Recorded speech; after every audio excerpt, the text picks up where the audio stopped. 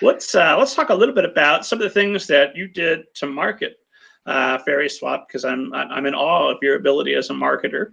One of the things you did is a virtual school visit, and I wanted to ask you about that and what the success was of having a pre-recorded video that teachers could play for their students, and then use that to spur them to read the book. Basically, there was no success. And this is where I come in and say that middle grade novels are extremely hard to market. And I know because I tried. I tried everything I could think of. And that particular school visit actually was personally requested by one of the teachers at one of my kids' school. They're like, oh, this is wonderful. We want to have you come in and talk about the books. Can you put together a video? And I did. And it was the same for the trailer. They wanted a trailer to show on their morning announcements and that kind of thing. So, these are tools. The tools are not bad by any stretch. They're great tools.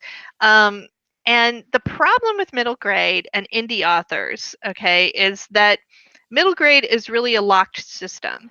They have different rules apply for the middle grade market than apply for everything else, and including YA. And YA is sort of a hybrid. Okay, so the children that are involved, like the young adults themselves who read young adult novels, are closer to being in the middle grade market. So most of the indie authors who sell YA sell to adults who read YA. It's because the key distinction is that the discovery of books for children and the discovery of books for adults are two different mechanisms.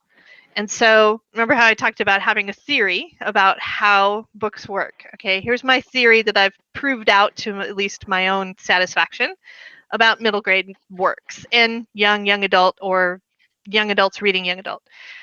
They find out about books through their friends, through who are in a very small circle, and from their teachers and their parents. And their teachers and their parents and librarians have sort of an oversight over their books, right? They're like, hey, don't go read just any book, right, off the shelf. We want to make sure you have kid-appropriate books.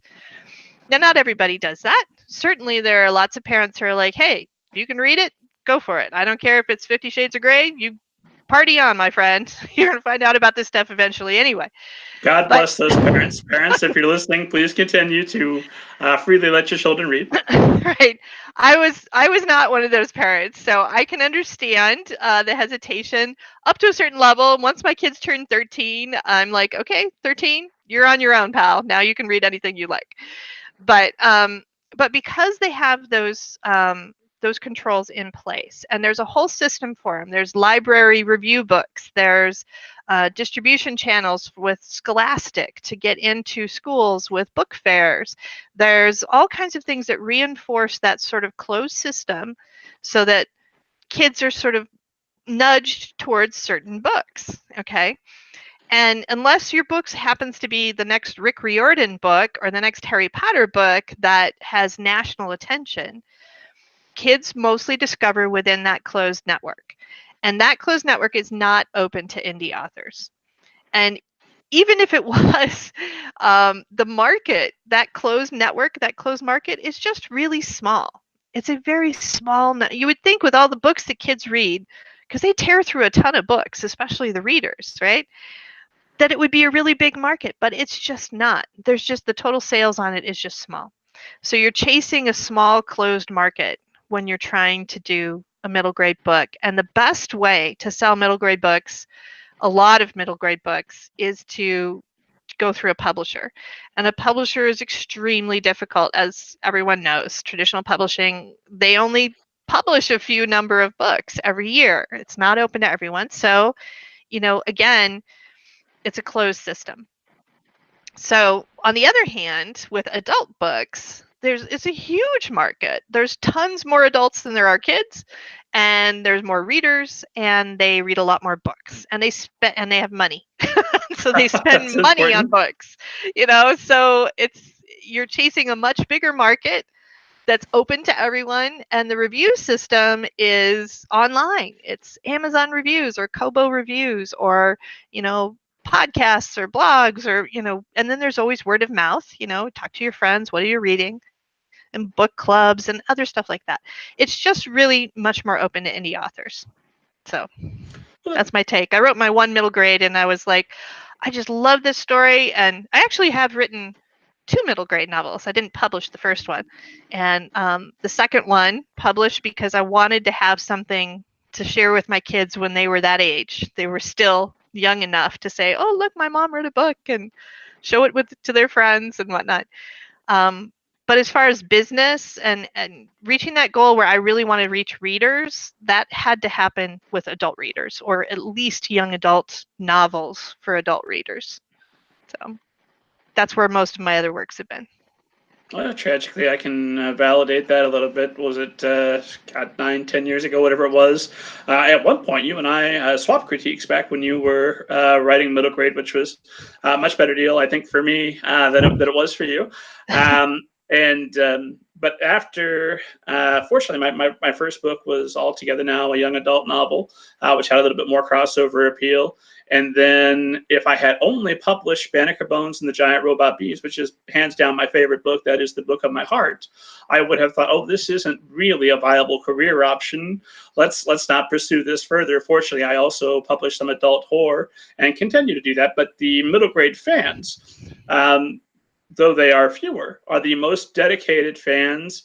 I haven't been able to get an adult to send me a photo of themselves dressed as David Walters or a pizza delivery man, but I have had multiple children now send me photos of themselves dressed as Banneker Bones, in one case dressed as Banneker Bones with a robot, and that is really fulfilling, I think, in a way that I don't want to say that that adult fans aren't, because fans are fans. I write these things because I love them, and it thrills me that other people love them. I love them all.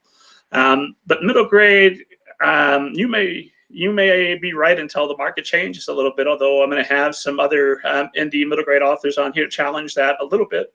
But it may be that if you're going to be an indie author, you need to think about publishing both middle grade for your heart and publishing something else that's going to help you out financially.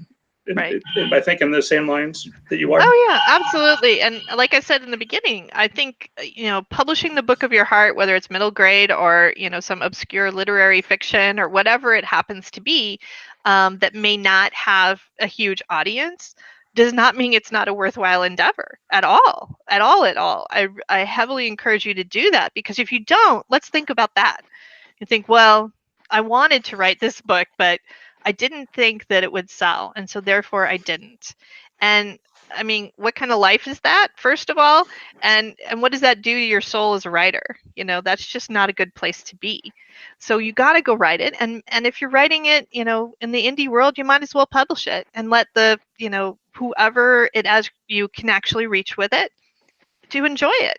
And you never know where your books are going to go, too. And that's like you're saying, the one powerful connection can make all the difference and be, have a much bigger reward for you as a writer and as an artist compared than is anything related to the numbers of sales or anything like that.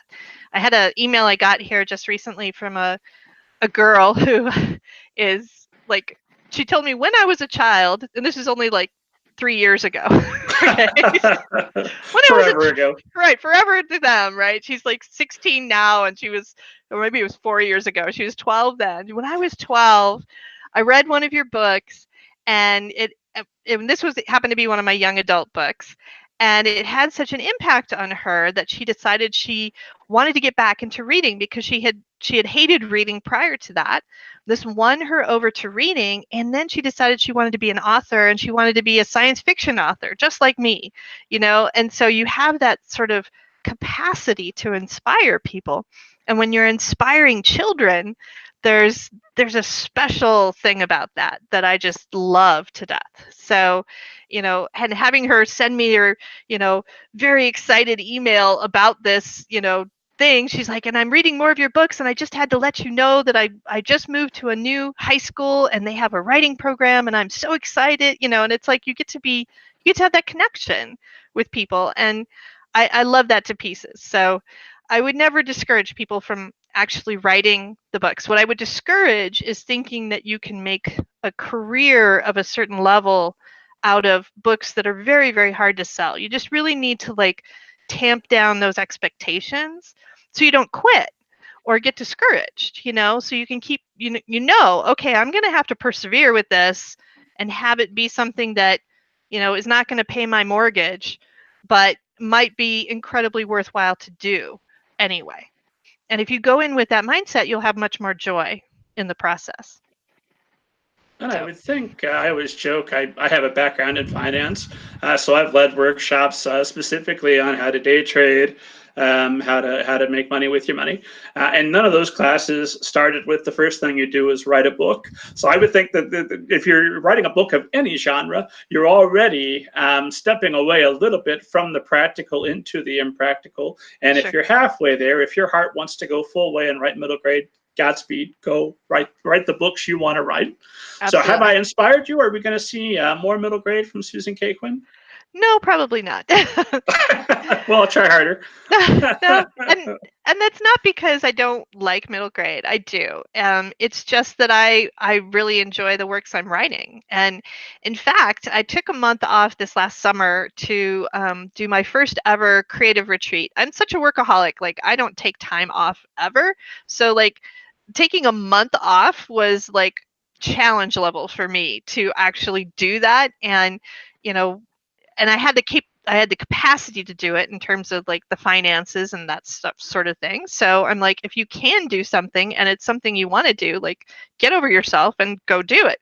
So I did. And I spent the whole time doing creative things like learning how to draw or going for walks in the botanical garden and stuff that was like all the things that you were like, well, if I had time, I would go do this. Well, suddenly I had time. And so I'm like, okay, I'm going to try those things out. And it was wonderful. And one of the sort of thoughts that bubbled up in that process was a commitment to taking more risks creatively with my work and stretching out to see where were the still pockets that I feared creatively to go and go there. And it's the kind of commitment that I think I couldn't have done earlier on in my career when I was still trying to figure out the market, trying to figure out myself as a writer, and it was like I had to go stepwise to get there. And this was me still going another step because I think, writers can stall out and start writing the same thing over and over again, especially if they find something successful. That's almost kind of a trap because it's like, well, that worked, so I should just keep doing that. Well, and what you really need to do is keep fresh and keep challenging yourself to go somewhere you haven't gone before. So I've done middle grade. I don't feel like I need to go back and do that more because there's other vistas that are ahead of me that I haven't explored yet. So I don't know if that's an adequate answer for you or not. But Well, fair enough. Just know you will be welcome back to middle grade with open arms if you change your mind.